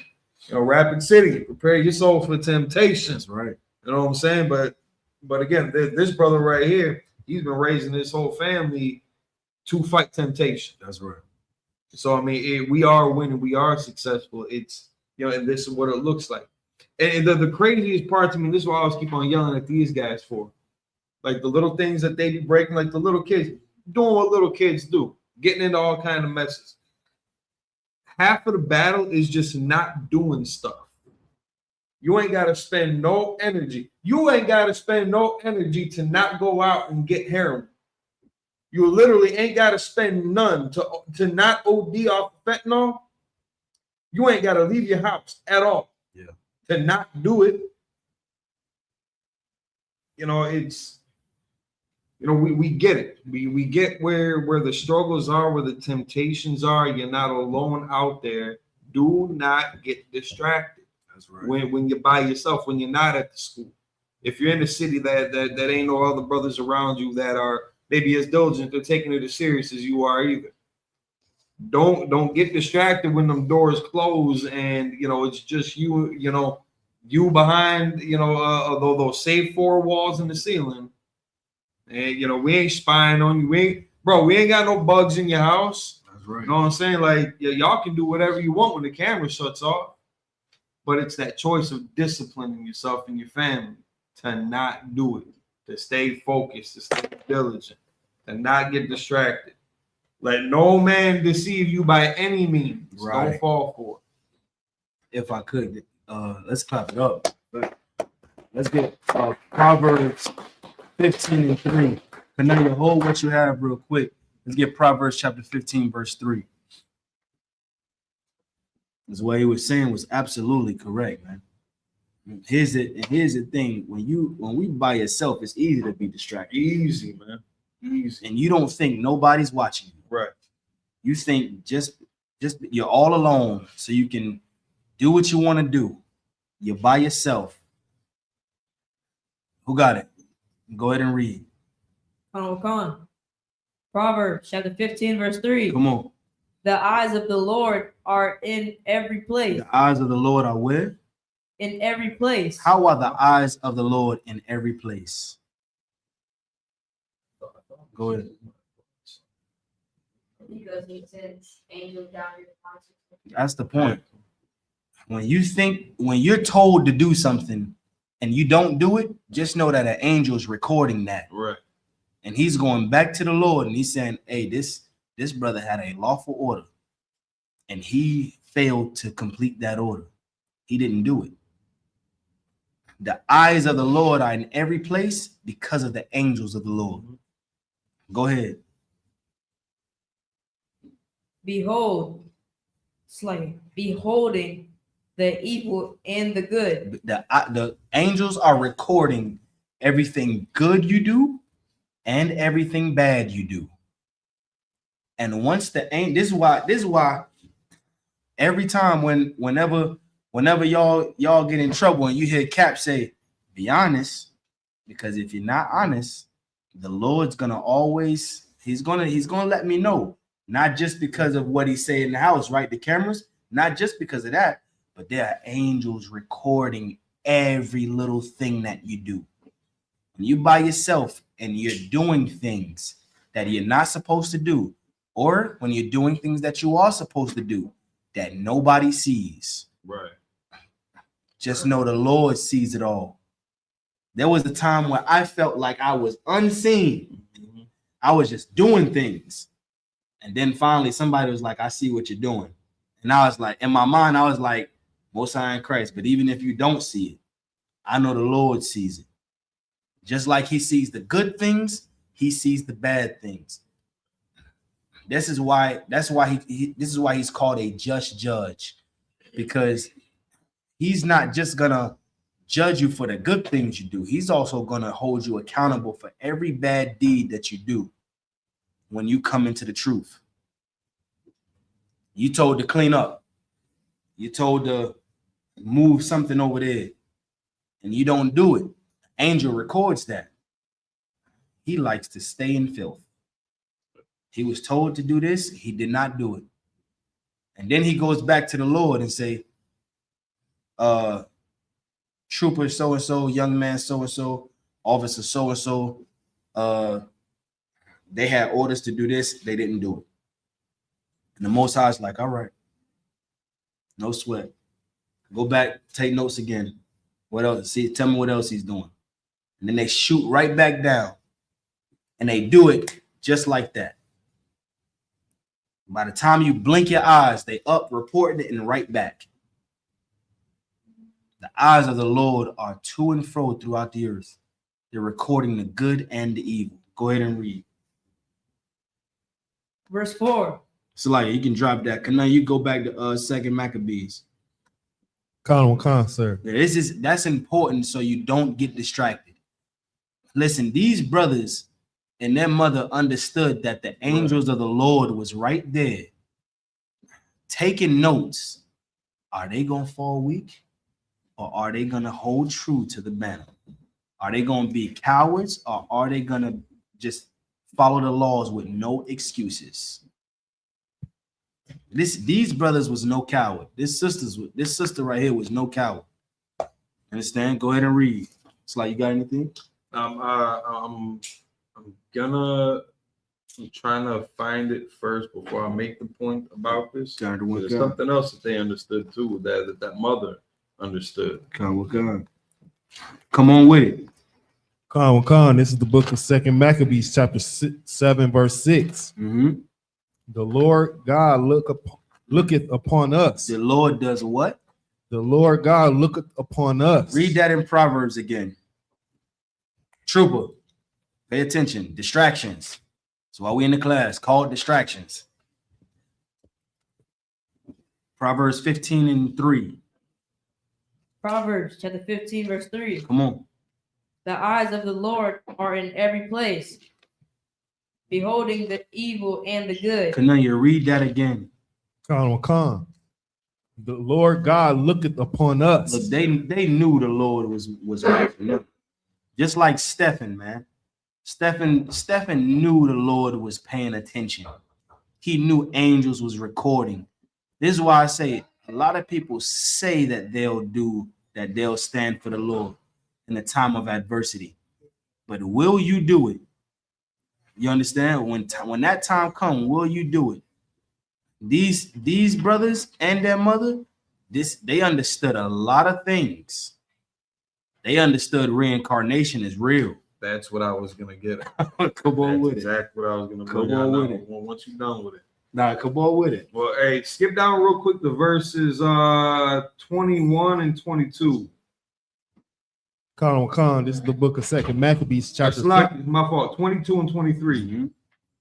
Mm-hmm. Khan. This is the book of 2 Maccabees, chapter 7, verse 22. I cannot tell how ye came into my womb, for I neither gave you breath nor life, neither was it I that formed the members of every one of you. Verse 23.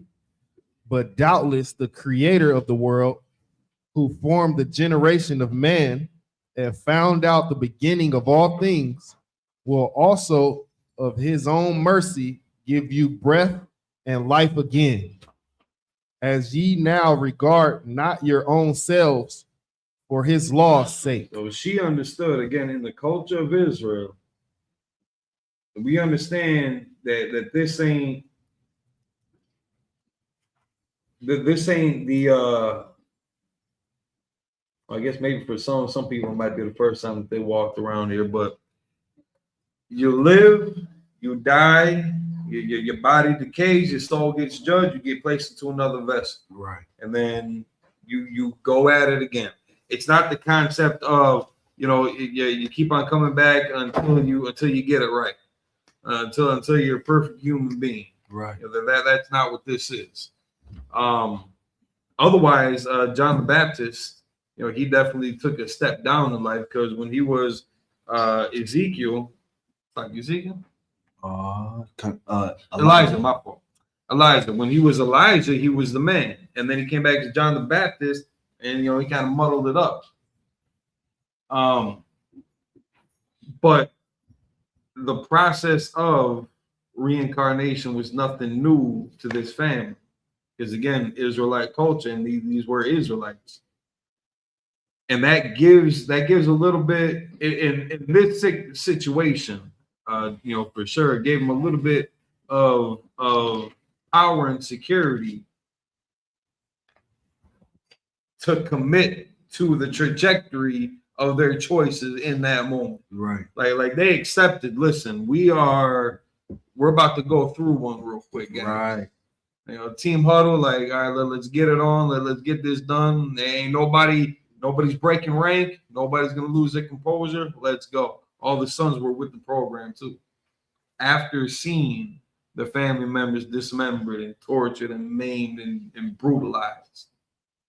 And so, I mean, and just because this ain't going to be the end of it, don't let that be a distraction for you also to be lazy, to be a drunkard, to be a sluggard, to be a procrastinator, to to run your credit into the ground.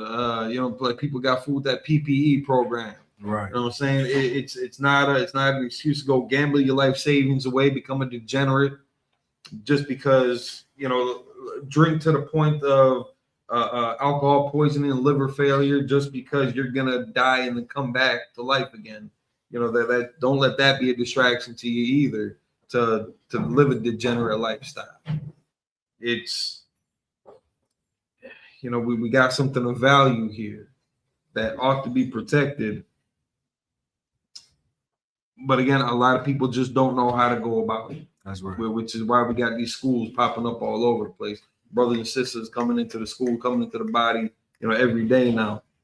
And it's a hard thing to go at it alone. Find you the school near you until you're able to build up a school where you're at, so that other brothers and sisters who are also looking for a school near them, they've got you closer by, until they can build a school where they're at, so on and so forth. What you're saying is absolutely correct. Listen, go back to verse 20. Here's something else they understood. She understood that this was the condition of the battle. Mm-hmm. Yeah. That they had to go through this. This is how we gain life. They committed to it. They committed all the way. They locked in. Go back to, if you could, go back to verse 20. Khan, this is the book of 2 Maccabees, chapter 7, verse 20. Now, we're not going to get through the whole chapter, but when you have time on your own, read the book of 2 Maccabees, chapter 7, the full chapter, and digest it. Like, see the zeal that they had and how important it is for you to have this same zeal to serve the Lord. All right? Go ahead and read. Khan. But the mother was marvelous above all. The mother was what? The mother was marvelous above all. Come on. And worthy of honorable memory. Listen, the mother was marvelous above all and worthy of honorable memory. What woman is going to be willing to give her children to the slaughter for the Lord? For the sake of what's right. Right. How many women do you know that's going to be able to do that? I mean, these kids came from her. She nursed them in her womb for 10 months and they came out of her, and then she had to watch all of them die. And then not only is she watching them be unalive, she's encouraging them to die like a man. Take your death like a man. This is the mother telling her sons, die like a man. It's like, sir. Oh, come. Go ahead and read. Khan. For when she saw her 7 sons slain within the space of 1 day. Within the space of how long? Within the space of 1 day. All her sons was unalive in the space of 1 day. In the space of 24 hours. Go ahead and read. Khan. She bare it with the good courage. Come on, man. Because of the hope that she had in the Lord. Come on. Verse 21. Yea, she exhorted every one of them in her own language. She exhorted all of them in the Hebrew tongue. Because back then it wasn't this Yiddish they speaking today, right. This Habasklash Ratzon. Right. Now, it was you want to know the language that they spoke, you come to Friday night Hebrew class, where Officer of 1,000 Amungabar teaches an excellent Hebrew class to teach you how to speak, read, and write in your language. He teach you how to read and write in the language she was exhorting her children in. You read up in the verses. Up, the king asked one of the brothers. He's like, "Are you going to eat the pork too?" And he also spoke in his language, and he said, "La we're not going to do it." And after all of this, now the mother is exhorting every one of them in the Hebrew, in that ancient Hebrew. Go ahead, sir. Microphone. Because, Slide, what y'all both saying is absolutely You know, and like, you know, what we can take from this story is that this family right here, this mother and her children, you know, they went to the extremes to keep the Lord's law. That's right. They did everything. They went to the extremes not to break any of these commandments. You know what I'm saying? Because they know for one thing that, you know what I'm saying, one person can ruin, can mess everything up. That's right. This is why we all got to be on point. We got Christmas right around the corner. And I know for some of us, it's temple. That's A right. lot of us is out there, it's temple. You got your family coming around, your children, you know what I'm saying? And we got to fight that. That's right. You know, we absolutely got to fight that because the moment, you know what I'm saying, we give in to this wicked holiday, and guess what? The Lord ain't going to be with us. Right. You know That's what I'm right. saying? Now, That's now things are going to be happening. Now, some of us, you know what I'm saying, might, some, you know, bad things always happen on Christmas. That's right. Or afterwards, or before. You know what I'm saying? So this is why, you know, we got to go to the extremes. Just like America goes to the extremes to put us on board to celebrate these holidays and whatnot. We got to be extremely disciplined. We got to go to the extremes to make sure we keep the Lord's law. That's right. You know what I'm saying? If not for yourself, for your brothers and sisters, because what you do affects them. That's right. That's what we get wrong. We think, oh, you know, what I'm doing, you know, I choose it's only going to affect me. No, it affects all of us. That's right. You know, if you wake up, something might happen to you. You thinking like, oh, what did I do wrong? It's because somebody else, you know, sometimes the Lord might take it out of you to show you that, you know, show the person that, yeah, you done messed up. That's right. You know, there's plenty of examples in the scriptures where one man, for example, King David, you know what I'm saying? When King David sinned, the Lord gave him two choices. Either fall in the hands, I think three choices. Fall in the hands of your enemies. You know what I'm saying? What was the second choice? Fall in the hands of the Lord. Or it was one more. I think it was like a plague. Kind of one kind. Whatnot. When King David said, man, I'd rather fall in the hands of the Lord. And I believe 20,000 Israelites in the past end up getting alive. Kind of one kind. So we got to utilize all the examples that the Bible gives us and keep the Lord's laws. That's no right. matter, even if you face death. That's right. That's the point. What he's saying is absolutely heavy, man. Because it's like we said earlier, it's going to come a time where we're gonna have to make that hard choice. I remember Passover and I believe it was Raleigh, North Carolina, and they was putting our name through the ringer, trying to find every excuse to get us out of there. Oh yeah. What did General Muhammad say? We're extreme. We're absolutely extreme. And in these days, you're gonna have to be extreme in everything you do. You just better make sure that you extreme on the right side. Right. Scripture say, I'd rather you be hot or cold. Don't be lukewarm. Don't be halfway in and halfway out. Because if you halfway in and halfway out, it's not going to end good. Right. I would prefer you be all the way in. But if you're not going to be all the way in, then just be all the way out. But either way, be extreme. And as small as they try to make pork, they're going to try to make the same argument for an herb. That's right. For a present, for a toy. That they're going to present it in such a way that it's like it's such a small thing. How can I be such a rugged bastard about, you know, army toys, GI Joes, and you know, some I don't know what girls do girls still do Barbies? Is that still a thing? Okay. Well, whatever it might be in that case, that you know the kids are going to be paying for you to get, because everybody else is going to be getting them. So you got to make sure that, you know, their feelings aren't hurt in the process. You know, that doesn't mean that you gotta, you know, scream in their face, hey, you ain't getting nothing. But you gotta let them know that we're different. This family knew that they were different, that there was something different expected of them. Yeah. And it was a hell of a scenario to have to endure. Salaki, But sir. again, they were locked in. It's like, you good? If I could, what y'all saying is so heavy. Salahia, just get them some presents for the Passover. That'll be best. You know what I mean?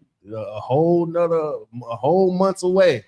That'll be best than to celebrate these wicked holidays. Salahia. Give them a present if they do good in school. Right. They get a good report card. Give them a gift. Right. Now, I tell my son all the time, me and my rib want to do excellent things for this nigga. But you're not gonna get anything if you're not good. Right. This is the difference between celebrating Christmas and actually just listen. And here's it: you ain't gotta spend your money. You can save your money while everybody else is going getting those gifts. You can stack up, and then when your kid come back with a good report card, now you can gift your kid with something great because he did something or she did something. Right. You understand? And like you don't have to, like Christmas come around, you giving gifts to badass little kids. Right. Kids that's about to terrorize the city. You buying them little go-karts. Whole time they just got a gift from their friend. They got a Switch. That's their gift. That's what they really looking at. Then you just spent what $400 on some Jordans. Spent $1,000 on a pair of sneakers for what? For this nigga to turn around and be evil? Right. Listen, the scriptures say in Jeremiah chapter 10, the scriptures told us not to celebrate their holidays. He said, don't be dismayed at the stars of heaven. The heathens are this is stuff the heathens do. Don't be like them. Christ said, our King told us to be therefore perfect, even as your Father is perfect. That means we cannot be like everybody else as much as you want to. So, like, somebody get Jeremiah chapter 10, verse 1. We're gonna might as well. Yeah. Kind of segueing right into that. And because of the holidays that are coming up, again, we're already stressed out. Without the government shutdown, we were already stressed out, having to work crazy overtime hours to get all this money to provide this beautiful, Christmas presentation for the kids. That's right. A lot of brothers and sisters ain't got a job like that where they can, try to bank overtime. And it's locking to the metabum, sir. If you're cool with it, sisters, y'all could start plating too then.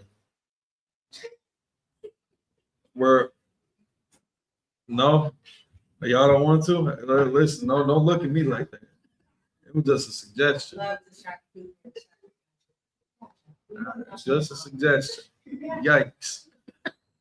But you got some people, and listen, I know this from experience because for Christmas, we will go out and rob people.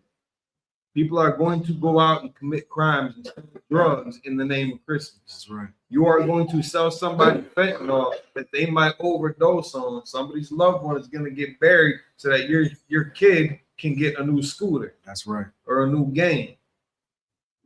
That's what these pagan customs are going to push our people into. Turning our back on our culture that would keep us safe otherwise. Because again, our culture says don't do it. Their culture is saying, do as thou wilt. Yeah, just as long as everybody's happy, which is going to be completely subjective. Because at some point, your happiness is going to have to outweigh somebody else's happiness. Your kid's happiness is going to have to outweigh somebody else's kid's happiness. That's right. So how do you reconcile that without having a moral compass and a foundation that we find intact in this Bible? You got Jeremiah? Come, sir. We got Jeremiah. Let's hear this. Come. For y'all at home who may have never heard this verse before, just well, let me know if it rings a bell. Good. Read it nice and strong, Baba Kusha. Jeremiah chapter 10, verse 1. Hear ye the word which the Lord speaketh unto you, O house of Israel. Verse 2. Thus saith the Lord, learn not the way of the heathen, and be not dismayed at the signs of heaven. At the clearance out for sale signs. Right. Like it's gonna be so glorious. The kids are so happy in the commercials. The family, it's all, everybody's together. You know, they're warm by the fire, hot cocoa and eggnog. Keep going. And like, because these are going to be some of those signs of heaven, because it's going to look like it's such a heavenly state. That's right. Everybody's so happy. Everything's so positive. And unfortunately, people's happiness has become synonymous with good or right. Positive has become synonymous with doing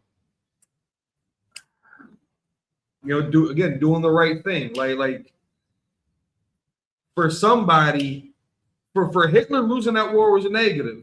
For a lot of other people, winning that war was a positive. Right. So again, it's going to be subjective unless you have an objective source to define what your moral compass and code of conduct should be. Otherwise, these signs of heaven that everybody's going to be displaying on how great and grand everything is, it's going to look like something you're missing out on. Keep reading. Come. For the heathen are dismayed at them. Everybody else is shocked about Chinese people are celebrating Christmas. That's right. They ain't got nothing to do with their culture at all. And they're not even, and we're not even talking about Americanized Chinese people. We're talking about in China. Beijing. Right. They're gonna celebrate this stuff in foreign countries, in heathen nations. You know, Christmas, that's a European thing. Keep reading. Come. Verse 3. For the customs of the people are vain. Which means empty. They are fruitless. They are it's fugazi. Keep going. For one cutteth a tree out of the forest. Let me know if something starts clicking. The work of the hands of the workman. All right, now you ain't got to put that much effort into. You can buy it, off Amazon, and you can buy a plastic one now. It'll last forever. Keep going until your house burns down. With the axe. Verse 4. They deck it with silver and with gold. They fasten it with nails and with hammers, that it move not. Oh, that's your ornaments right there. Right. The tinsel and gold, the Christmas tree stand. There's no, how would I say, there's no record of the modern celebration of Christmas in the Bible. Right. But we can see the practices on where they come from and the expressed prohibition of it. But we get dismayed at the signs of heaven. That's and right. We think that, listen, these commercials with these smiling faces, like this must be something good. They're smiling. So that must, smiling equals good. Smiling equals okay. It's permissible. Right. It's something that I should be doing too. I can't afford it. Sure shit can't afford it. Right. They're gonna break it next week. Right. They break everything else. They weren't even that good. Their grades are choppy. They were just fighting with their sister. Yanked their hair out. It's they cussed me out, speaking back to me.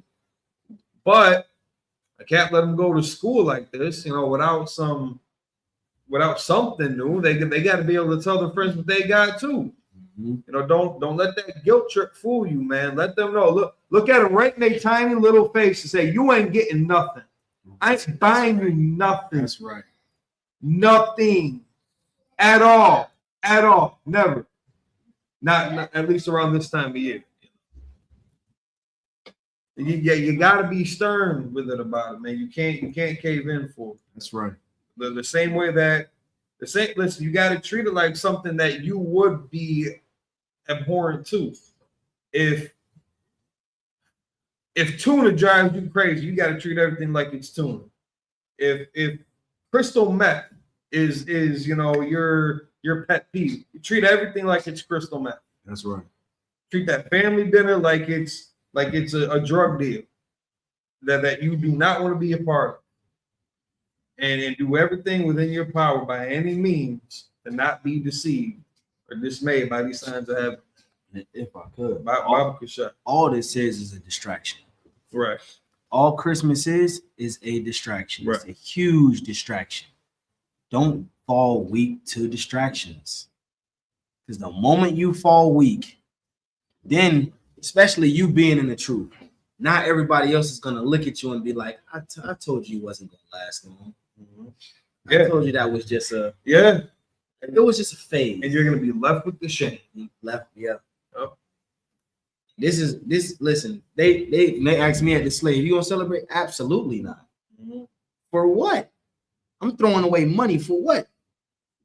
We can do things with that money. Yeah. Would it, when the sales are up, am I going when the sales are going up, am I going to go back and probably purchase some during the sale? Absolutely. Yeah. I'm going to take advantage of it.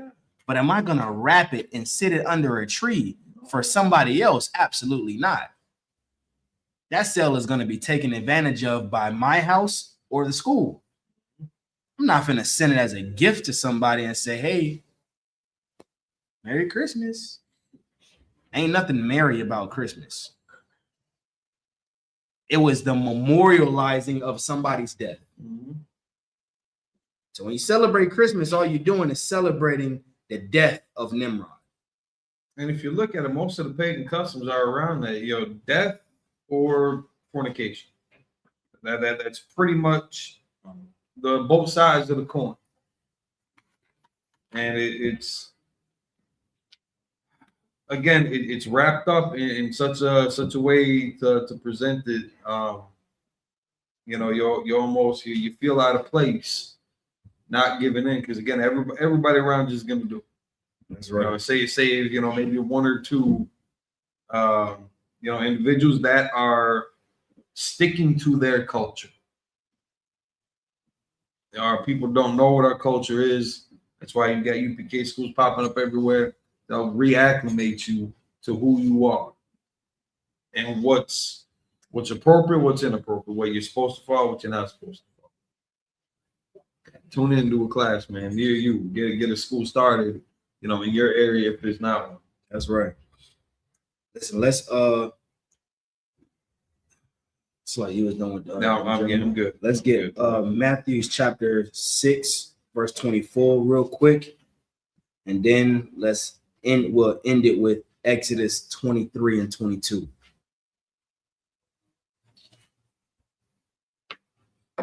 Colonel Khan.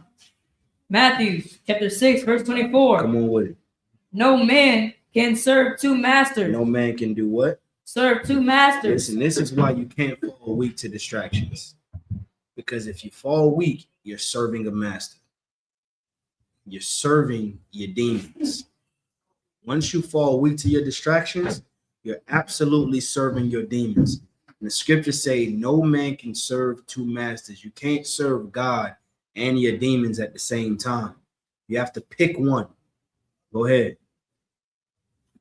For either he will hate the one and love the other, or else he will hold to the one and despise the other. Listen, when this is why I love John 8:32, because when you know the truth and the truth make you free, then you hate everything that the Lord hates. You start to despise everything that the Lord despised. Why? Because the truth has made you free. Right. So now you hate your demons. You don't entertain them like that. You understand? Let's drop that. Let's get Exodus 23 and 22.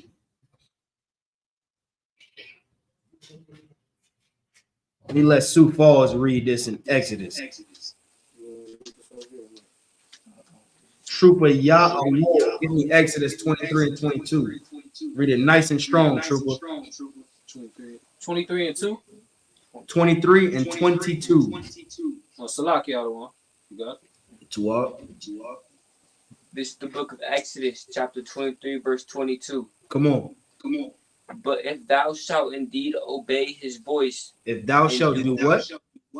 Obey his voice. If you obey the voice of the Lord, come on with it. And do all that I speak. and do everything the Lord commanded. The Lord, listen, the Lord set up prophets in the earth to teach the laws. He set up prophets and priests to teach you your culture, your way of life. If you come back to the Lord and do everything the Lord said, go ahead and read. Then I will be an enemy unto thine enemies. Then I will be what? An enemy unto thine enemies. Then the Lord will be an enemy to our enemies. We have a lot of enemies. We have a lot of those. If we obey the Lord, then he'll be an enemy to our enemies. Go ahead and read. And an adversary unto thine adversaries. And he'll be an adversary to our adversaries. At that point, then we'll be top of the food chain again. Because we're the apple of the Lord's eye. When the Lord becomes an enemy to our enemy, every nation fears one thing. Blacks, Hispanics, and Native Indians obeying God. That's what they fear. This is why they set up councils to keep us at the bottom, because they fear us coming back into power. The moment we obey our culture, our laws, the moment we obey our power is the moment we come back on top of the food chain. The moment we start ruling the earth. This is what they fear, but this is what they need. Understand? I think that's a great way to end it. Another one come with that. Man of Israel Almighty. Give a courtesy salute. Amadim Shabbat. Amadim. Barak. Yahweh. Yamata. Saul. Turn face to sisters. Sisters Amadim, which means to stand.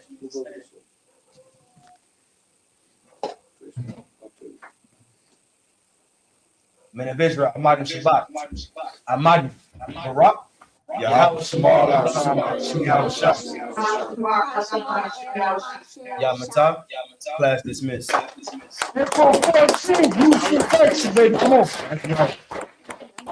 Pay your time. Damn it.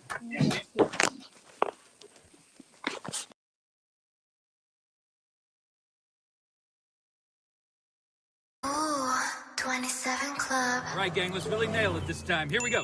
A 1, a 2, a 1, 2, 3, 4.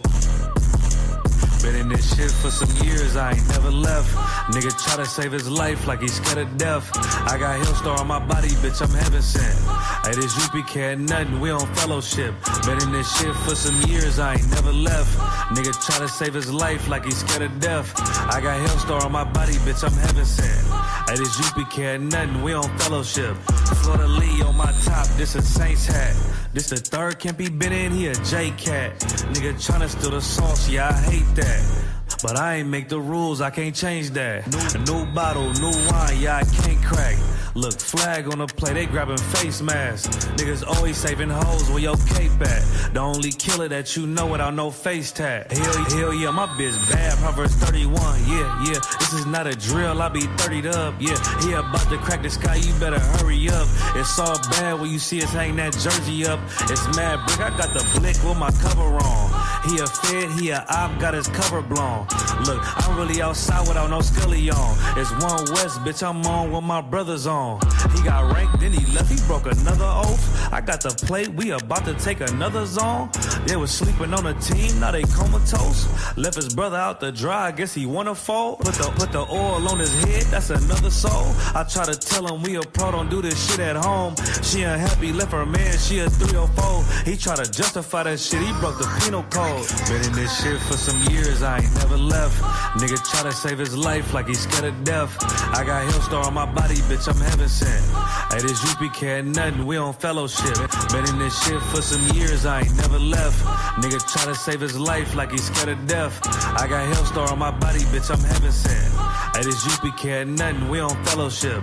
Gotta watch these niggas, they be cointel. LeBron ain't never killed nobody, but I know he will. It's on me, yeah, where I go, yeah, that's the holy seal. My niggas itching when it's up, you better not touch a chair. Ooh, I'm with the extra, that's off the back. He ain't loyal to his brothers, how you follow that? She either working with her hands or she off her bag. Broke bitches, yeah, they done that, give me a heart attack. You see the banner above my head, I'm a part of that. These niggas cowards, pussies, we don't want no parts in that. They let our warrior out of prison, he ain't going back. And don't be speaking on the truth, cause we with all of that. Look, before they started dissing, they was fans first. You will never catch me digging in no man purse. Really put my brick in, that's why my hands hurt. And don't be speaking bullshit, that make my head hurt. Look, I dinner burn my fingers from the Michael Drake. For the Brotherhood, I dinner threw my life away.